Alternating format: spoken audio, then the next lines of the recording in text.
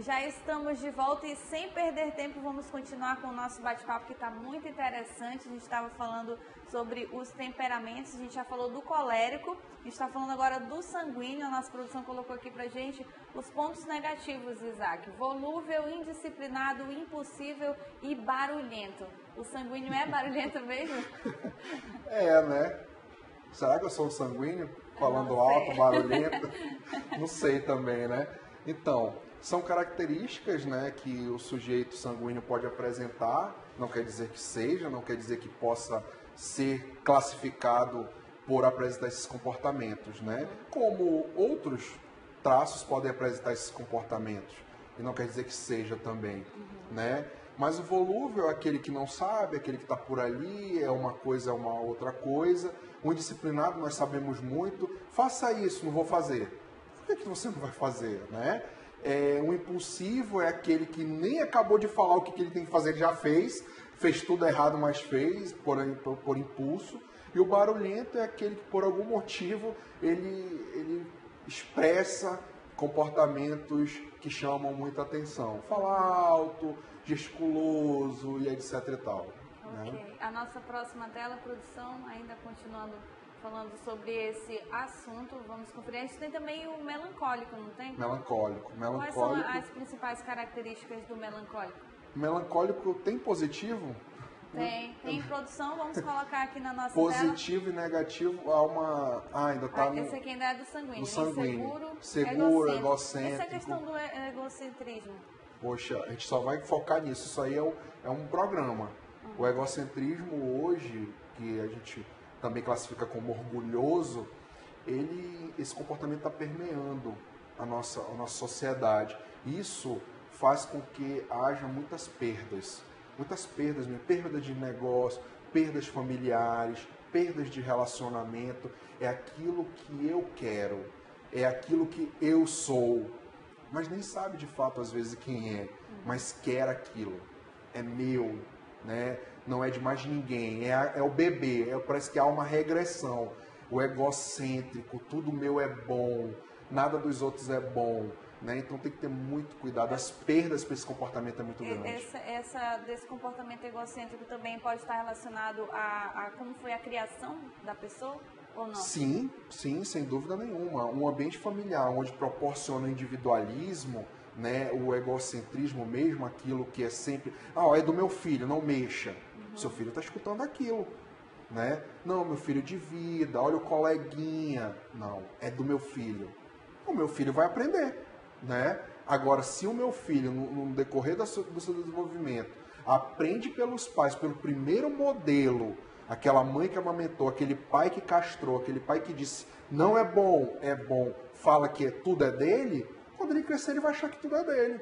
Ele não vai querer dividir, vai ser um individualista, um egocêntrico, e vai sofrer. Mas esse sofrimento, a gente sempre espera que há um entendimento dele, né? Por tanto sofrer, ele vai entender que ele tem que mudar. E ao mudar, ele vai vislumbrar outros horizontes. Você também medroso, é uma pessoa medrosa? Olha, é um medo, né? O medo, ele tem duas ações. Ou você ataca, ou você foge, né? Ou você pondera, que é o melhor, né? Não quer dizer que você tenha medo ou não tenha medo. Agora tem os medos patológicos. Tem a síndrome do pânico, que tem N características de medo, né? O transtorno do pânico, tem o transtorno de ansiedade, que traz N medos, agorafobia, aracnofobia, né? Que são características de medos específicos. Né? A agorafobia, você está ali dentro do elevador, você não fica só. Né? Mas não quer dizer que é o elevador o ponto de gatilho para aquela patologia. É algo anterior, é algo lá de trás. Por exemplo, um pai que esquece o filho na escola. Isso no futuro pode ativar uma patologia. Né? E hoje há muito cuidado para não esquecer os filhos na escola, porque já perceberam, a sociedade já percebeu, que causam muitas dificuldades posteriores na vida enquanto criança, adolescente, quiçá adulto, né? E a nossa próxima tela interativa, nosso fleumático. Calmo, cumpridor, eficiente, conservador. Por exemplo, se nós formos pegar e formos comparar todos esses traços, nós vamos ver várias dubiedades, várias confusões de conceituações. Por exemplo, o fleumático agora. Calmo, cumpridor, eficiente, conservador. Legal. Ele se enquadra onde? Em qual ambiente que ele se enquadra? Ele não pode ser um enfermeiro de um hospital de emergência. Verdade. Não é verdade? Ele pode ser um escritor, né? Ele pode ser um filósofo, mas um enfermeiro de hospital, um médico de hospital de emergência, ele não pode. Essa questão que você falou do fleumático, ele não se enquadrar, vamos dizer, em determinados tipos de profissões. Os pais também, eles têm uma grande responsabilidade, porque existe aquela questão do pai se formou, é advogado, o pai é médico, meu filho vai ser médico também, meu filho vai ser advogado.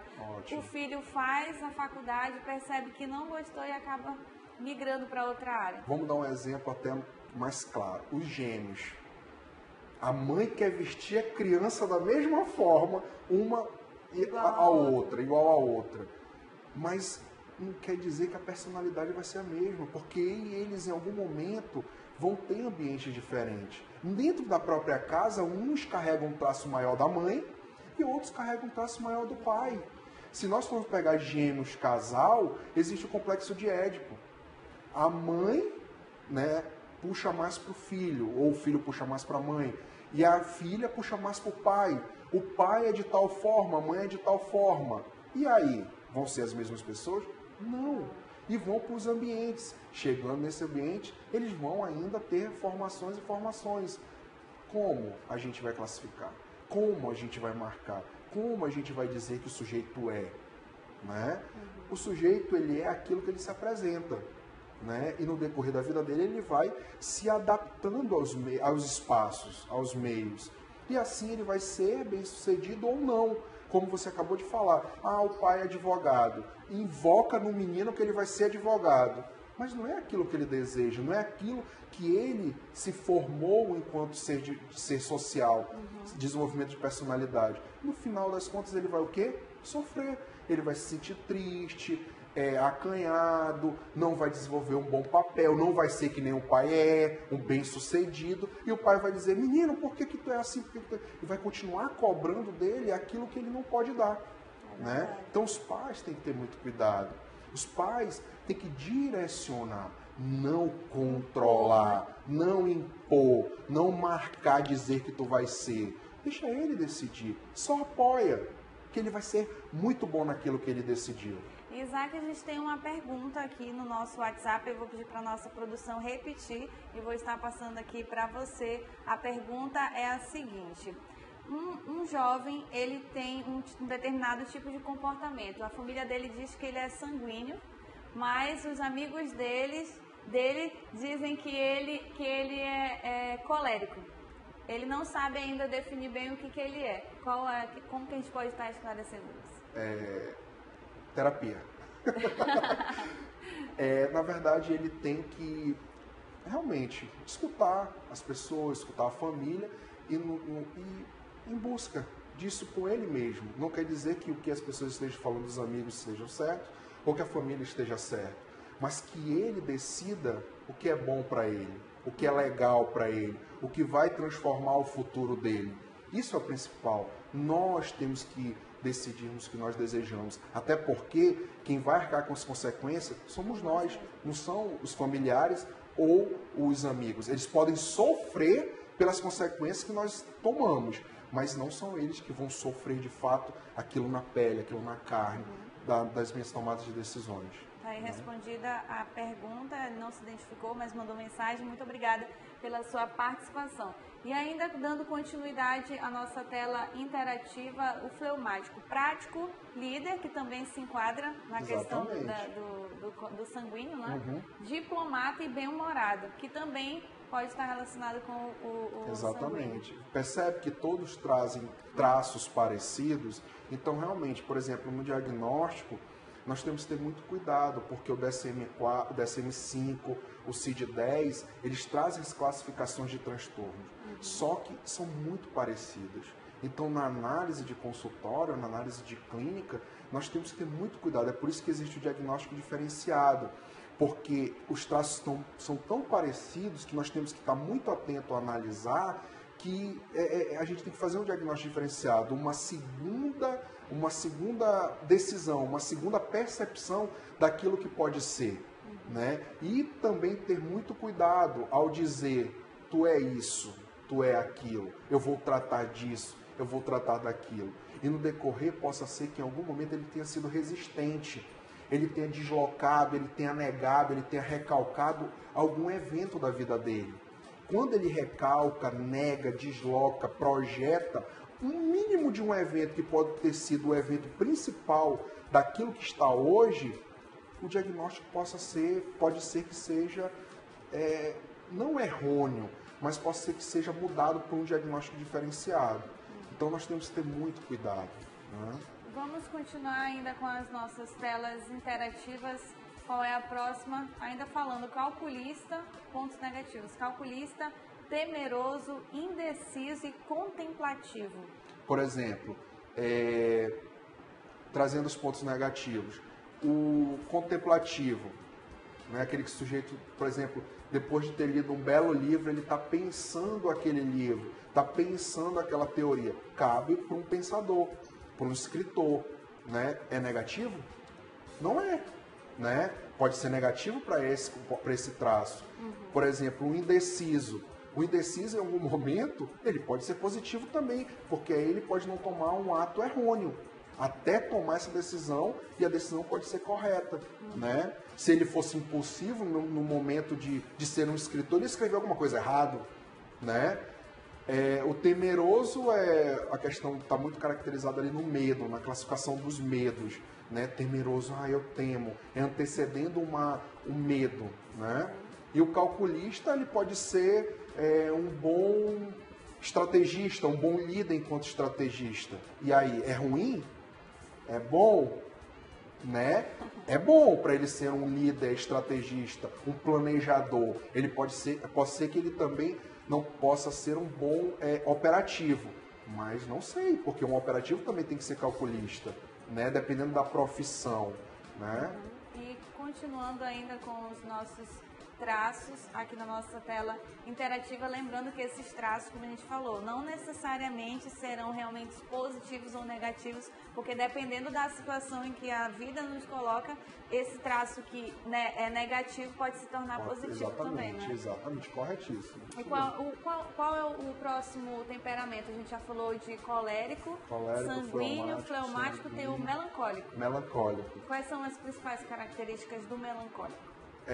As características do melancólico, ele, como já havia falado anteriormente, vai estar ficando repetitivo, para em algum ambiente possa ser que seja positivo, mas assim, nas nossas experiências práticas, o sujeito que apresenta traços melancólicos, na maioria das vezes, ele está na porta de entrada para uma patologia, principalmente essa tal de depressão aí.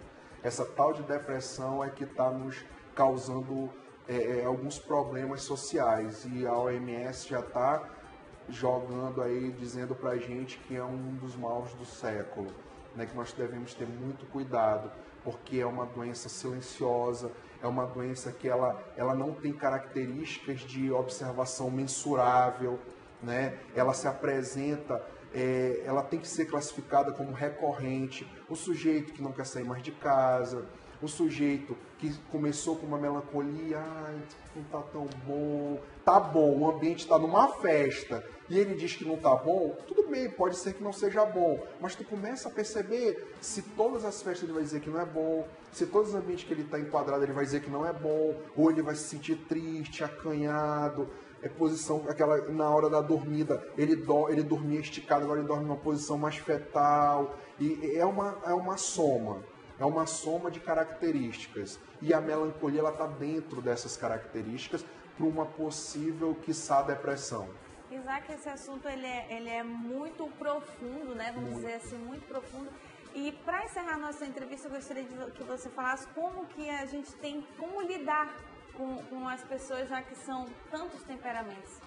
Primeiro, para a gente saber lidar com alguém, a gente tem que saber lidar com si próprio. Saber quem somos. para a gente não se possibilitar a marcar o outro, a falar. Se eu falo para você, você é tão bonita, você vai se sentir bem.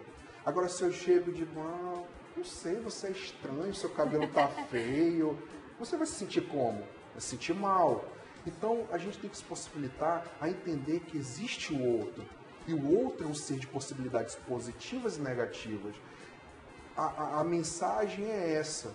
Vamos perceber quem são os outros. Vamos ver a essência do outro. Vamos ver a história do outro. E respeitar. Respeitar, esse é o principal. Gentileza, educação, por favor, muito obrigado. Né? Isso já começa a mudar muita coisa.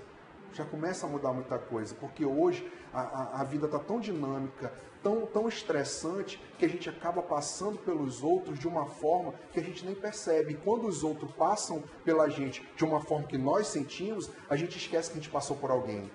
Né? Então o principal recado é: olhem quem é o outro e vejam a essência dele, para que você não faça com que ele sofra ou não faça com que você sofra. Né? Por uma simples palavra, ou tá bonito ou tá feio. É verdade, e sempre procurar um profissional para estar justamente avaliando e dizendo de certo modo o que você é, o que você não é. Ou em busca do seu próprio eu, né? Isso. Então, estou à disposição. Tá ok, Isaac. Muito obrigada, viu, pela sua presença. Eu que agradeço, estou sempre à disposição. Para mim é uma alegria estar aqui todas as vezes que sou convidado. Ok, né? Bom dia para você, viu? Bom Muito dia. obrigada. Bom dia a todos. E assim nós vamos encerrando este bloco de entrevista aqui no Estilo de Vida. A gente vai para um breve intervalo e daqui a pouquinho a gente está de volta. Lembrando que hoje tem receita, viu, aqui no Estilo de Vida. Até já.